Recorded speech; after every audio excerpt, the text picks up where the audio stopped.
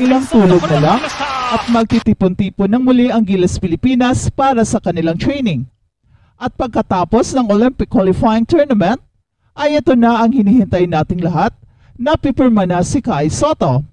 Pero ang tanong, sa anong team kaya? Well, yan ang ating pag-uusapan in this video at panoorin hanggang dulo at baka isa ang iyong comment sa aming babasahin. Pero bago yan, ay meron muna tayong pag-giveaway. Hey, hey, hey! Attention mga kapatrol! Get ready for an epic giveaway! Once Express Info hits 150k subscribers, one lucky winner will win the incredible Oppo Reno 11F 5G smartphone. Here's how to join. Step 1. Subscribe to Express Info right now. Step 2. Like this video. Then step 3. Comment anything good and positive about our idol Kai Sotto. Super easy. Just subscribe, like, and comment. Kai Sotto is going to sign one of the 4 teams in the NBA, or he would return to the Japan B-League, but he cannot play for the Yokohama B Corsairs for the next Japan season because Kefir Ravenna has signed a contract to play for the Yokohama B Corsairs. After the Olympic qualifying tournament, Kai Sotto will sign a contract to play for a team either in the NBA or back in the Japan B-League, and both options are still a great choice. Ngayon pa lang ay siguradong kinausap na ng NBA teams ang kampo ni Kai through his agent na si Tony Ronzoni at nagkaroon na ng kasunduan kung ano ang pwedeng mangyari in the event na maganda ang ipapakita ni Kai sa Latvia. And with the latest development, ay wala ng chance na babalik pa si Kai Sotto sa Yokohama B Corsairs at mukhang malaki ang possibility na kung babalik man si Kai sa Japan ay sa Kawasaki Brave Thunders siya maglalaro. Dahil according sa mga report, ay ang Kawasaki ang may pinakamalaking offer sa kanya. Naaabot hanggang 4.3 million pesos per month. So in other words, hindi pressured si Kai na papasok sa NBA dahil merong naghihintay sa kanya ng magandang kontrata na perma na lang ang kulang. FYI, pumirma na si Kefir Ravenna ng bagong kontrata para sa Yokohama B Corsairs to form a deadly guard combination with Yuki Kawamura.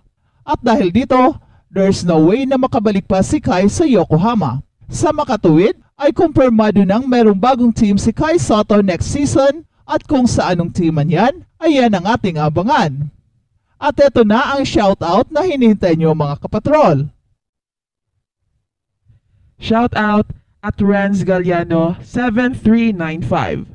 Kai Sotto's dedication to the game is truly inspiring. His skill, passion, and commitment to improvement make him a standout talent.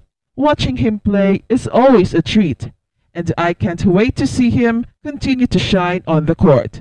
Keep grinding, Kai. Hashtag Team Sotto.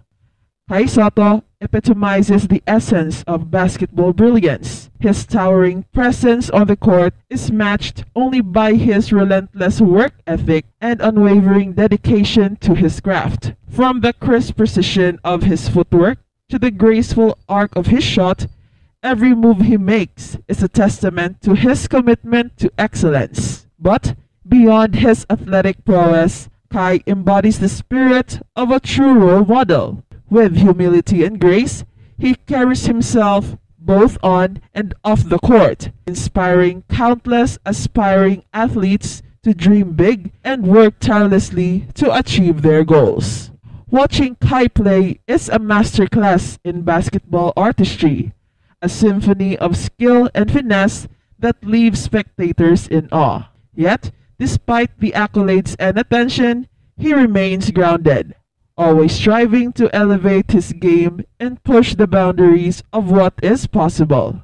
As a fan, I am constantly amazed by Kai's ability to rise to the occasion to deliver when it matters most.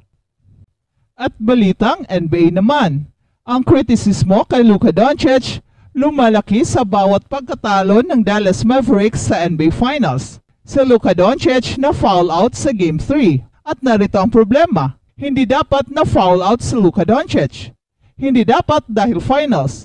Hindi dapat na kung saan malapit na ang laro sa huli ng fourth quarter na natapos ang laro na kinapos ang Dallas Mavericks 106-99. Ang bituin ng Mavericks ay sobrang mahalaga sa koponan. Talagang sobrang mahalaga siya. At si Luka ay nawala sa huling 4 minute 12 seconds sa fourth quarter matapos na makakuha ng kanyang ika-6 na foul at na-disqualify dito kung saan ang Boston Celtics ay lamang sa 93-90.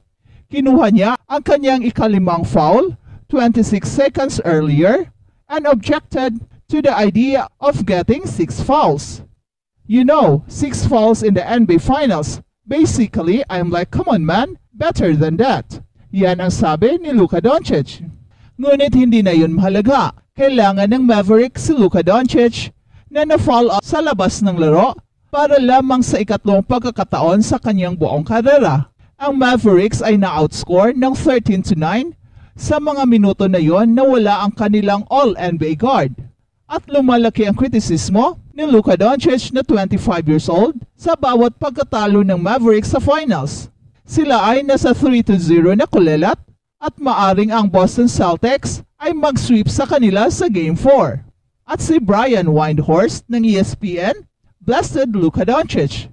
Binatikos ang kanyang palaging pagrereklamo tungkol sa pag-officiate ng laro, ang kanyang mga kakulangan sa depensa, at isang unacceptable performance sa Game 3.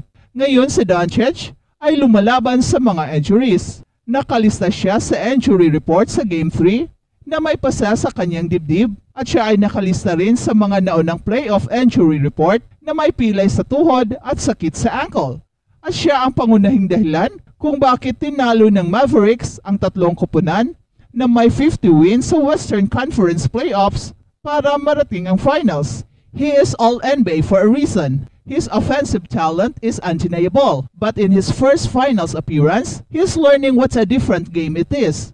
What's required possession to possession on both ends of the court in the finals. Luka Doncic's stats in the finals looks okay. 29.7 points, 9 rebounds, 6 assists, and 2.3 steals per game, while shooting 47.3% from the field and 32.1% on 3-pointers.